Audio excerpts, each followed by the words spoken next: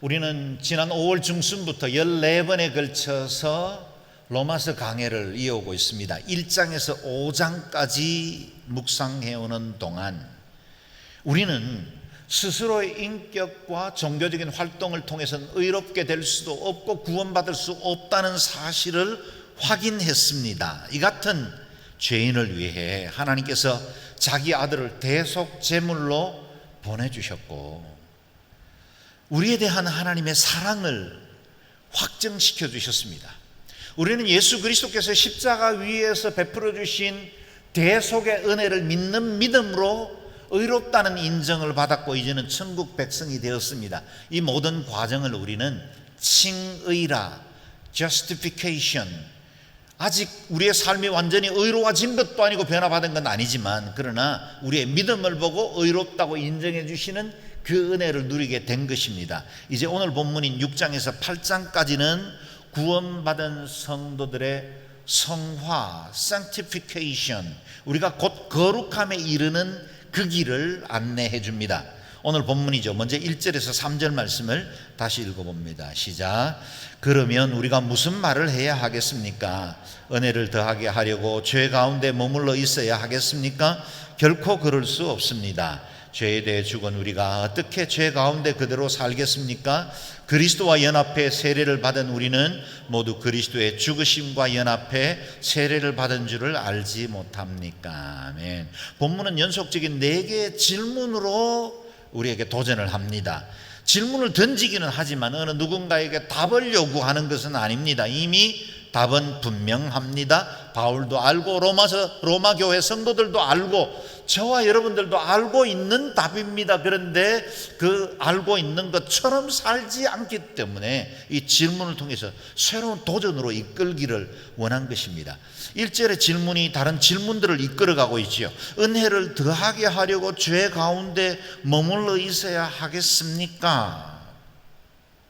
이 질문은 지난주일 본문이었던 5장 20절 말씀에 대한 오해들을 갖기 때문에 그에 대해서 답을 제공하기 위한 질문입니다. 20절 말씀이죠. 읽어봅니다. 지난주일 본문입니다. 율법은 범죄를 더하게 하려고 들어왔습니다. 그러나 죄가 더한 곳에 은혜가 더욱 넘쳤습니다. 그동안 우리는 여러 차례 율법의 한계에 대해서 강해를 해왔죠. 율법은 죄를 드러낼 수는 있지만 죄를 없이 할 수는 없습니다. 누구든지 율법이라는 거울 앞에 서면 그동안 내가 의지하고 자랑해왔던 이 알량한 양심과 인격이 아무것도 아닌 것을 알게 되고 우리의 삶이 누더기와 같은 존재여서 하나님의 은혜 도움이 없이는 도무지 우리의 영생도 구원도 얻을 수 없다는 사실을 깨닫게 하는 것이 율법입니다. 그래서 그 율법의 거울 앞에 서면 우리가 얼마나 큰 죄인인지를 알게 되죠. 그러므로 율법 앞에서 자신이 저주와 사망으로 심판받을 수밖에 없는 죄인이라는 사실을 절망하고 그것에 대해서 절실하게 깨닫는 사람들마다 십자가의 은혜가 얼마나 크고 놀라운 은혜와 사랑인지를 깨닫게 된다는 겁니다. 마치 자신이 병이 들었는데 그 병이 너무나 심각해서 모든 의원을 찾아도 어떤 치료 방법이나 치료약도 없는 상태로 완전히 절망하고 죽을 수밖에 없다고 생각을 했는데 어느 날 갑자기 신약이 개발되고 그 약품을 통해서 자기가 건강을 되찾았다면 그 약에 대한 고마움, 그 의료진들에 대한 감사는 이루 말할 수가 없겠죠. 이와 같이 우리 자신에 대해서 절망이 깊을수록 하나님의 은혜에 대한 감사도 커진다는 겁니다. 누가복음 7장에 기록된 이야기죠. 한 번은 시몬이라는 바리새인이 자기 집에 예수님을 초대해서 만찬을 배설해 주었습니다. 바리새인들은 대체로 예수님에 대해서 적대적이기가 쉬운데 이 시몬은 어떤 마음인지 진리에 대한 탐구가 있었던 것 같습니다. 그래서 주님께 초대해서 만찬을 베풀고 함께 좋은 시간을 갖고 있죠. 잔치 분위기가 무르익을 즈음에 마을에서 죄인으로 낙인 찍혔던 한 여인이 들어와서 자신의 눈물로 주님 발 앞에 엎드려 떨어지는 그 눈물이 주님의 발을 적시게 됐고 자신의 머리털로 주님의 발을 닦습니다. 한 여인이 주님께 드릴 수 있는 아마 최고의 사랑, 최고의 존경이 아닐까요? 그리고 자신의 그 옥합을 깨뜨려 주님의 발에 붓고 자신의 헌신을 바칩니다. 그러나 시몬은 자신의 집에 초대받지 않는 부정한 여인이 들어와서 벌이는 이 회개한 짓에 대해서 불쾌해하고 있었습니다. 모르실 리가 없죠. 주님께서 시몬에게 묻습니다. 한 사람은 500데나리온을 또 한 사람은 50데나리온을 빚지고 있었는데 어느 날 채권자가 두 사람의 빚을 다 탕감해 주었다. 그렇다면 이 두 사람 중에서 누가 채권자를 더 사랑하고 감사하겠느냐고 물은 것입니다. 지극히 상식적인 질문이죠. 당연히 더 많은 빚을 진 면제된 사람이 감사하고 더 큰 사랑을 갖겠죠. 주님은 이 여인이 바로 500데나리온 빚을 진 채로 사람들에게는 부정한 여인이라 죄인이라 칭함을 받지만 하나님의 은혜의 용서를 선포하게 오신 이 땅에 구주로 오신 예수 그리스도 때문에 눈물을 흘리지 않을 수 없었고 자기의 전 재산과 같은 옥합을 깨뜨리지 않을 수 없었다라는 겁니다. 그런데 우리 대부분은 자신은 50데나리온 정도만 빚졌던 사람이라고 착각합니다. 나는 다른 사람들에게 큰 피해를 끼친 적도 없고 어느 누구를 해롭게 하거나 아니면 누구를 해치지도 않았고 사기친 적도 없습니다. 나는 꽤 도덕적으로 깨끗한 삶을 살기 위해서 노력해 왔습니다. 큰 빚 진 적 없으니 저는 큰 탕감 받은 것도 아닙니다 라고 여기기가 쉽다는 겁니다. 그러다 보니 십자가의 은혜가 얼마나 크고 놀라운 것인지를 잊어버립니다. 우리에게 십자가의 그 구속의 은혜가 얼마나 필요했는지를 잊어버리기 때문에 감사가 희미한 겁니다. 하나님께 드리는 예배가 감동이 사라지는 거예요. 우리가 받은 이 축복과 은혜가 얼마나 놀라운 것인지를 잊어버릴 때가 많이 있는 것입니다. 자신 역시 영원한 저주받을 수밖에 없는 존재라는 사실을 깨닫지 못하니 하나님의 사랑에 대한 감격도 식어가는 것입니다. 특히 오랫동안 신앙생활 해오거나 모태신앙이어서 신앙생활이 너무나 당연하게 익어버린 분들, 교회에서 많은 활동을 하다 보니 봉사도 하고 충성도 해서 사람들에게 인정받는 분들, 그런 분들 안에 점점 감동과 감사가 사라지기가 쉽습니다. 다시 율법적인 공로주의로 돌아가고 현대교회의 바리새파 사람처럼 남기가 쉽다는 겁니다. 그런데 사람들은 얼마나 간사한지 죄가 더한 곳에 은혜도 넘친다는 말씀도 교묘하게 비틀어 해석합니다. 내가 더 큰 은혜를 체험하기 위해서는 죄가 많아야 하지 않겠는가? 말이 안 되는데 말이 되는 것처럼 적용합니다. 은혜로운 간증을 들어보면 다 이전에 못된 짓 많이 하고 죄짓기를 밥 먹듯 하다가 어느 날 뜨겁게 예수 만나서 감동적인 회개를 하고 그래서 그 사람에게는 감사의 고백과 또 간증도 은혜롭더라는 거예요. 내 신앙은 늘 물에 물 탄 듯 미지근하니 나도 적당히 죄지며 살아도 되지 않을까? 하나님이 언젠가는 나를 강하게 부르셔서 내게도 정말 감동적인 간증이 있지 않을까? 이런 위험천만한 생각을 하는 분들이 없지 않다는 거예요. 죄의 세력을 너무나 간과한 것이죠. 그래서 오늘 2절에서는 사도 바울은 아주 명백하게 답을 합니다. 결코 그럴 수 없습니다. 죄에 대해 죽은 우리가 어떻게 죄 가운데 그대로 살겠습니까? 그래서는 안 된다는 겁니다. 죄의 크기와 은혜의 크기는 언제나 비례하는 건 사실입니다. 그러나 그렇다고 해서 죄가 은혜를 늘 불러오지는 않는다는 것도 기억해야 합니다. 또 우리의 공로가 아니라 은혜로 구원받은 것은 사실이지만 그렇다고 해서 은혜 받은 우리가 우리 마음대로 살아도 괜찮을 만한 은혜는 없습니다. 우리의 죄가 그대로 용서받고 언제나 하나님 앞에 사유함을 얻는다고 해서 내가 또 그 죄를 다 반복하고 답습해도 괜찮은 이유는 하나도 없다는 겁니다. 십자가의 그 구속의 은혜, 그것을 값싼 구원, 싸구려 구원으로 만들면 안 된다는 겁니다. 우리가 더 이상 죄짓지 말아야 할 명백한 이유를 오늘 본문에서 말씀하고 있는데 우리는 이미 죄에 대해서 죽은 자들이다 라고 성경은 선포합니다. 여러분, 이 말씀은 상징적이거나 문학적인 표현이 아닙니다. 실제로 죽은 것입니다. 우리가 예수 그리스도를 구주로 믿어 거듭나는 순간 저와 여러분의 옛사람은 죽었습니다. 오늘 본문에도 말씀하시죠. 그리스도와 연합해 세례를 받은 우리는 모두 그리스도의 죽으심과 연합해 세례를 받은 줄을 알지 못합니까? 우리가 세례를 받을 때 우리는 그리스도의 죽으심, 그 십자가의 죽으심과 연합해 세례를 받은 겁니다. 우리가 믿음으로 이 십자가의 구속을 받아들일 그때 우리의 옛사람은 죽습니다. 그리스도와 함께 저주 아래 있던 옛사람이 죽었고 이제 우리는 새 생명을 얻었습니다. 그 때문에 바울은 내가 그리스도와 함께 십자가에 못 박혔나니 이제는 내가 사는 것이 아니요 오직 내 안에 그리스도께서 사시는 것이라고 고백하는 것입니다. 우리는 죽은 자입니다. 우리가 받은 세례는 우리 옛사람의 장례식이었습니다. 장례식 거쳐오지 않은 사람은 새 사람이 될 수 없습니다. 그럼 어떻게 우리가 죄에 대해서 죽은 자가 이렇게 죄에 대해서 죽었다면 어떻게 이전처럼 죄 지으며 살아갈 수 있겠습니까? 죽었는데 살아있는 것처럼 돌아다니는 건 좀비죠. 강시 같은 겁니다. 오늘날 한국교회가 세상으로부터 비난받고 우리가 그리스도인으로서 강력한 이 복음의 능력을 드러내지 못하고 살아가는 건 우리 안에 있는 좀비 같은 존재가 너무 많기 때문은 아닐까요? 기억하십시오. 여러분 죽었습니다.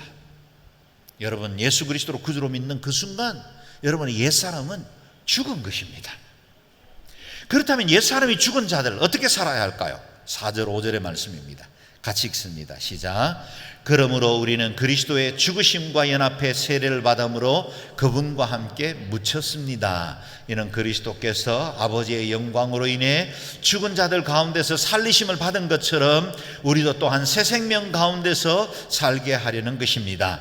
우리가 그리스도의 죽으심과 같은 죽음으로 그분과 연합한 사람이 됐다면 분명히 우리는 그리스도의 부활하심과 같은 부활로도 그분과 연합한 사람이 될 것입니다. 아멘. 여러분 오늘 본문은 구원받은 사람이 일평생 살아갈 때 정말 중요한 구원의 진리를 가르치고 있어요. 오늘은 주무시면 안 됩니다. 벌써 눈 감으신 분들 주무시면 안 돼요. 이 복음이 사실은 우리가 일평생 살아가는 동안 꼭 붙들어야 할 말씀이에요. 우리가 십자가를 바라볼 때마다 십자가 위에 남아있는 그리스도가 아니라 못 박혀있는 나를 만나야 합니다. 내 옛사람이 저기 십자가에 못 박혀있는 걸 보는 자가 거듭난 사람입니다. 여러분 우리 주님은 십자가에 못 박히셨지만 부활하셔서 승천하셨습니다. 지금요 십자가에 남아있는 건 저와 여러분의 옛사람입니다. 나의 정과 옛 욕심이 못 박혀있는 십자가가 보여야 합니다. 우리는 그리스도의 죽으심과 연합해 세례를 받음으로써 그분과 함께 묻혔습니다. 여러분 우리는 옛사람이 장사된 겁니다. 장례식이 끝났어요. 우리는 그리스도의 죽으심과 함께 연합해서 세례를 받았고 그 세례를 통해서 그리스도와 함께 죽었습니다. 이제는 내가 아니라 그리스도께서 사신다는 뜻입니다. 어느 목사님이 강에서 세례를 베풀고 있었습니다. 한 사람씩 나와 목사님이 집례하는 세례를 받고 감동적으로 그 물 밖으로 나오는데 세례를 받으려는 한 청년이 나와서 침례는 받겠지만 오른손만은 물속에 넣지 말아 주시기를 바랍니다. 때를 씁니다.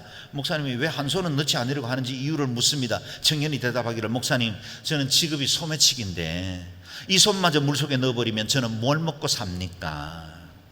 물론 유모책에 기록되어 있는 이야기죠. 그러나 실제 소매치기 청년처럼 우리는 내 삶의 어떤 부분은 물속에 넣지 않고 싶어 합니다.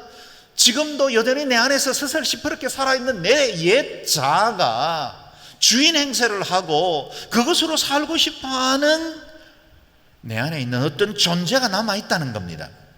물에 잠기거든 온전히 잠겨야 합니다. 저는 스리랑카에서 선교사로 있을 때는 침례를 행했습니다. 제가 장로교 목사이긴 하지만 할 수만 있다면 저도 침례했으면 좋겠어요. 침례의 의미는 물속에 완전히 잠기는 겁니다. 그리고 옛사람은 죽은 겁니다. 그리고 믿음이 별로 없는 사람들은 물속에 집어넣은 이후에 조금 더 머뭅니다. 호흡이 곤란하도록. 그래서 내가 죽었구나, 나는 옛사람이 죽는구나 라는 체험들이 필요합니다. 그리고 나서 물에서 끄집어낼 때 새 생명으로 거듭나는 거죠.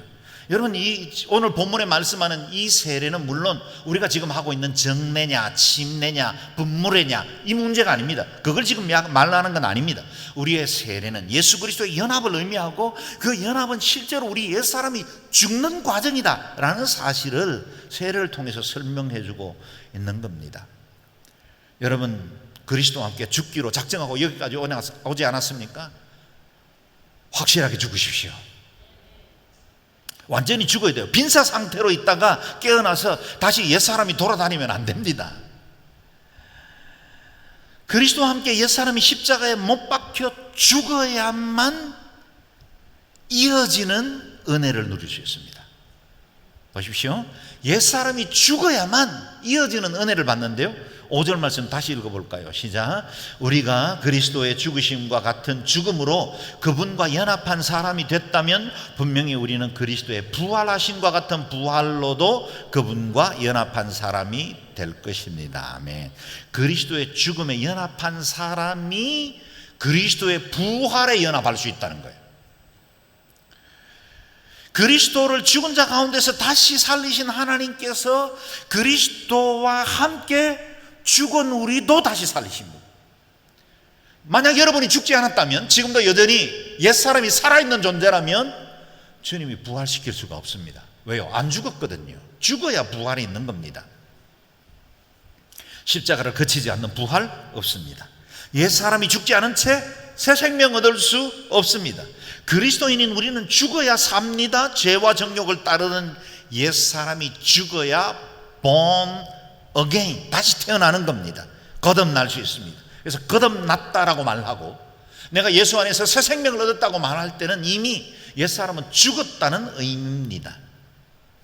그렇다면 십자가에 옛사람이 못 박힌 사람은 다시는 죄 짓지 않고 살 수 있을까요? 하는 겁니다. 마땅히 그래야만 하지만 실제 우리가 매일매일 경험하고 있는 대로 그것은 결코 쉽지가 않습니다. 우리는 작은 일에도 분노합니다. 정제되지 않는 말 쏟아놓습니다. 현실적인 위기 앞에 실망하기도 하고 좌절하기도 합니다. 관계가 깨어지고 상처를 주고받습니다. 음욕도 일어납니다. 다른 사람들에게 거짓말도 합니다. 기도와 말씀으로 충만할 때는 옛사람이 죽은 것 같다가 어느새 내 안에 시퍼렇게 살아있는 옛 자아 때문에 스스로 놀라기도 합니다. 예수 믿는 것은 틀림없는데 나는 진짜 죽은 사람인가 아니면 아직도 살아있는 사람인가 혼돈스러울 때가 있죠. 여러분 주의 깊게 들으십시오. 십자가에서 그리스도와 함께 죽은 것은 옛 사람이지 지금 우리가 호흡하고 있는 육신의 죽음을 의미하는 건 아닙니다. 우리 육신은 옛사람의 지배 아래 오랫동안 있었습니다. 오랫동안 종살이 해왔기 때문에 육체에 남아있는 죄의 욕망도 다 사라지지 않았습니다.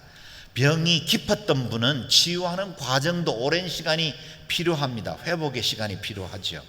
그것처럼 우리가 옛 종로릇 하던 습관에서 벗어나는 것 역시 시간이 필요하고 훈련이 필요합니다. 성화, sanctification, 이 과정은 일평생 일어나는 과정이기 때문입니다. 이집트에서 노예살이 하던 그들이 430년 노예에서 출애굽하는 이 벗어나는 이 일은 단 하룻밤이면 되었습니다. 6월절 그 밤이 충분했죠. 그러나 그들이 애굽의 젬된 문화에서 살다가 그들 안에 문화화되어 있는 종교와 삶의 양태를 벗어나는데 탈애굽하는 데는 40년이나 걸렸습니다. 우리가 육체 가운데 사는 동안 죄의 욕망은 계속 남아있을 것입니다. 그러나 기억하십시오. 우리 옛사람이 죽었기에 더 이상 우리는 죄의 종노릇 하지 않고 살 수 있게 된 것입니다. 이전에 예수 믿기 전에는 죄의 종이었습니다. 죄의 지배를 받고 있었어요. 그런데 지금은 옛사람이 죽었기 때문에 더 이상 죄의 종로로 달 필요가 없게 된 것입니다.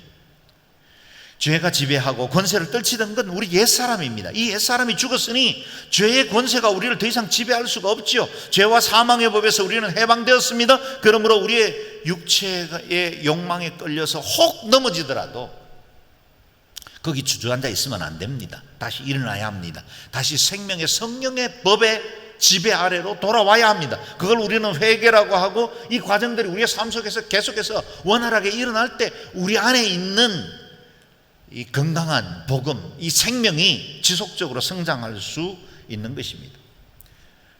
제가 묻습니다. 예수 그리스도를 구주로 믿으십니까? 아멘. 그렇다면 여러분, 죽은 사람들입니다.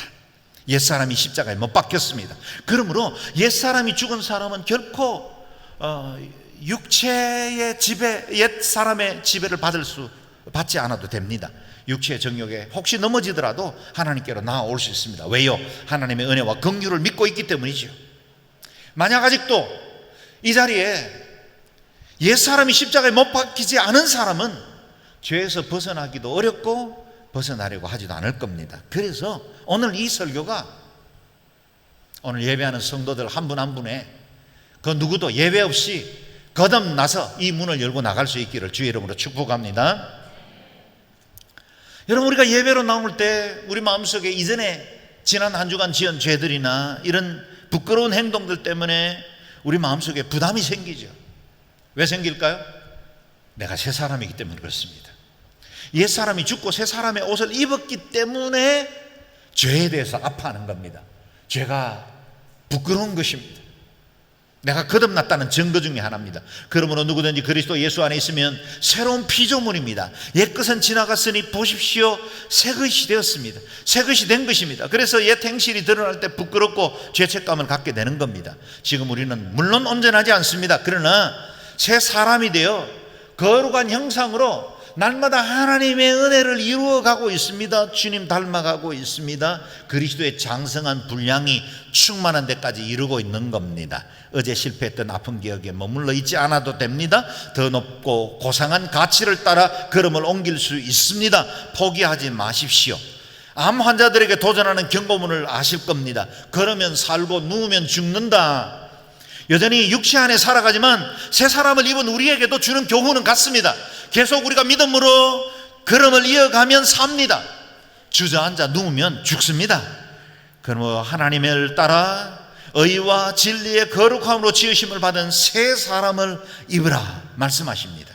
새 사람을 입은 저와 여러분, 의와 진리의 거룩함으로 새 사람의 옷을 입으실 수 있기를 바랍니다. 영혼의 구원 받았죠? 받았다면 삶의 변화와 성숙도 이루어져야 합니다. 이어지는 6절에서 9절 말씀이 이 일을 좀 더 구체적으로 말씀하고 있는데요, 9절까지 읽겠습니다. 시작. 우리는 옛사람이 십자가에 못 박힌 것은 죄의 몸이 멸해져 우리가 더 이상 죄의 종이 되지 않게 하려는 것임을 압니다. 이는 죽은 사람은 이미 죄에서 벗어났기 때문입니다. 우리가 그리스도와 함께 죽었다면 또한 그분과 함께 살 것을 믿습니다. 우리가 알기로 죽은 사람 가운데서 살리심을 받은 그리스도께서는 다시 죽지 않으시고 죽음이 더 이상 그분을 지배하지 못합니다. 아멘. 저와 여러분의 옛사람은 그리스도와 함께 십자가에 못 박혔습니다. 그래야 더 이상 우리가 죄의 종노릇 하지 않기 때문이지요. 여러분, 세상의 법정도 피의자가 사망하면 공소권이 사라집니다. 기소 중지가 됩니다. 마귀가 우리의 죄와 허물에 대해서 고발하려고 하는데 피의자인 우리의 옛사람은 이미 죽어버린 것입니다. 그러므로 마귀가 그 어떤 정죄와 심판으로도 우리를 고발할 수가 없게 되었습니다. 우리는 죄의 세력으로 벗어난 것입니다. 그것으로 그치지 않습니다. 그리스도와 함께 죽은 것처럼 또한 그리스도와 함께 살아납니다. 우리 주님께서 부활하셨을 때 사망의 권세가 그리스도를 지배할 수 없었던 것처럼 더 이상 사망의 권세가 저와 여러분을 지배할 수 없습니다. 우리는 예수 그리스도의 생명 안에 거듭났고 그 생명이 우리의 삶을 주장하기 때문입니다. 이제 결론에 이릅니다. 10절 11절 말씀 같이 읽습니다. 시작.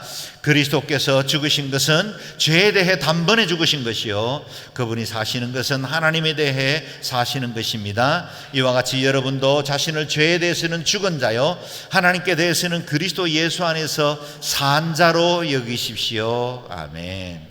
그리스도는 우리 죄를 위하여 단번에 속죄 제물이 되셨습니다. 단번입니다. 이전에 구약시대에는 수많은 짐승제사를 반복적으로 드려서 임시적인 방편의 길만 났지만 그리스도께서 십자가에 못 박혀 돌아가셔서 단번에 속죄제사를 완성함으로 이전에 있었던 모든 죄, 그리스도와 함께 살아가던 모든 시대의 동시대의 사람들의 죄 이후에 오늘 우리 시대에 이르기까지 그 이후에 이르기까지 모든 죄가 단번에 속죄 제물로 정결케 된 것입니다. 뿐만 아니라 하나님께서 그리스도를 부활시켜 주셨습니다. 만약 그리스도의 대속적인 죽음으로 끝이 났다면 여러분, 우리는 예수님에 대해서 성인 중에 하나로 위대한 인생, 희생적인 삶을 살아간 분으로 존경하고 말았어야 했을 겁니다. 그런데 우리 주님 부활하셨습니다. 하나님께서 놀라운 일을 행하셨습니다. 이제 우리는 이 사실을 알게 됐고 우리의 역할이 남아 있습니다. 그것은 이 같은 구원의 진리를 믿음으로 받아들이는 것입니다. 11절 말씀 다시 보시면 이와 같이 여러분도 자신을 죄에 대해서는 죽은 자요 하나님께 대해서는 그리스도 예수 안에서 산 자로 여기십시오 말씀하십니다. 두 가지를 말씀하시죠. 첫 번째는 죄에 대해서는 죽은 자로 여기라. 죄에 대해서는 이미 나는 죽었다고 선언하십시오. 두 번째는 그리스도 예수 안에서는 산 자로 여기십시오. 이 산 자는 그 어느 누구도 그 어떤 악한 자도 우리를 해할 수 없는 영원한 생명을 소유한 자가 되었습니다. 여기에서 마지막 절에 여기라는 말씀은 그렇지 않은데 그렇게 간주하라는 뜻이 아니죠. 하나님의 말씀, 하나님의 그 은혜가 이미 이루어졌는데 이제는 그것을 여러분이 믿음으로 받아들이라는 겁니다. 설사 지금 다 믿음이 온전하지 않더라도, 모든 진리에 대해서, 성경에 대해서 다 알지 않더라도 이 사실, 예수 그리스도께서 나를 위해서 대속의 제물로 죽으셨고 그것이 하나님의 사랑이었다는 것을 여러분이 믿음으로 받아들이기만 하면 이것이 여러분의 구원이 되는 겁니다. 그걸 여기라는 표현으로 말씀하신 것입니다. 지난주 월요일 날 우리는 8.15 광복절을 기념했습니다. 그런데 정작 광복이 되던 1945년 8월 15일의 풍경은 뜻밖이었답니다. 정오에 일왕이 무조건 항복을 발표했지만 조선 땅은 그 어느 때와 같이 조용하고 평온하게 일상을 이어가고 있었습니다. 당시 라디오를 가진 가정이 많지 않아 직접 방송을 들을 수가 없었고 또 일왕의 발표 가운데 내용이 연합국의 공동선언을 수락한다는 말이 무슨 말인지조차 일본 사람들도 정확하게 이해를 못했답니다. 이튿날 16일이 되어서야 서대문 형무소가 열렸고 독립투사들이 방면되면서 비로소 사람들은 거리로 뛰어나와 대한독립 만세를 외치기 시작했습니다. 그러나 그것으로 독립이 또 완성되지도 않았습니다. 정작 9월 8일 미군이 제물포를 통해서 상륙하고 이튿날 미국 사령관 하지 중장에게 일본의 아베 총독이 항복을 선언할 때까지 조선의 실제적인 통치권은 일제 총독부가 여전히 다스리고 있었다는 겁니다. 여러분, 8월 15일에서 9월 9일까지의 기간, 그게 저와 여러분이 구원받은 것과 참 많이 닮아 있습니다. 지금 우리는 그리스도의 십자가로 인해서 이미 해방이 선언되었습니다. 그런데 우리의 육체는 여전히 옛사람의 정과 욕심의 지배를 받고 있기 때문에 진짜 우리가 죄에서 자유함을 받았는지 실감을 못하고 있는 겁니다. 마귀의 권세는 그리스도께서 십자가에서 이루신 다 이루었다, 그리고 부활로 통해서 완성하신 그 두 개의 원자탄을 맞고 완전히 항복했습니다. 그런데 아직도 우리 몸에 남아있는 죄의 총독부가 권세를 부립니다. 현실적으로는 옛 지배 세력의 총독부가 완전히 항복하지 않은 상태처럼 보입니다. 일경이 아직도 자기 세력을 가진 줄 알고 착각하며 활동 중입니다. 미군이 인천을 통해서 상륙할 때 이를 위해서 환영하기 위해서 나온 인파들에게 일경이 총격을 가했다는 보도도 남아 있습니다. 그만큼 일제는 여전히 득세한 줄로 알고 있었습니다. 그래도 해방은 왔습니다. 우리의 해방의 기념일은 8월 15일입니다. 이것이 팩트입니다. 지금 우리가 어떻게 느끼느냐가 중요하지 않습니다. 복음 안에서 이루어진 사실 그 자체가 중요합니다. 여러분, 내 옛사람이 죽었는지 안 죽었는지 정확하게 이해되지 않아도 괜찮습니다. 분명한 건 여러분이 예수 그리스도를 구주로 믿는 그 순간 여러분의 옛사람은 이미 죽었습니다. 그게 팩트입니다. 그 사실을 근거로 자신이 죄에 대해서는 그리스도와 함께 죽은 자로 여겨라, 받아들이십시오. 또한 그리스도 예수 안에서 산 자로 여겨라, 그 또한 받아들이십시오. 저를 따라 같이 고백하십시오. 죄에 대해서는 그리스도와 함께 죽었습니다. 또한 그리스도 예수와 함께 우리는 산 자입니다. 아멘. 여러분, 하나님께서 이루신 일, 이 십자가의 공로를 여러분의 믿음으로 아멘 하실 수 있기를 바랍니다. 구원이 여러분에게 시되고 영원한 생명을 얻게 될 것입니다.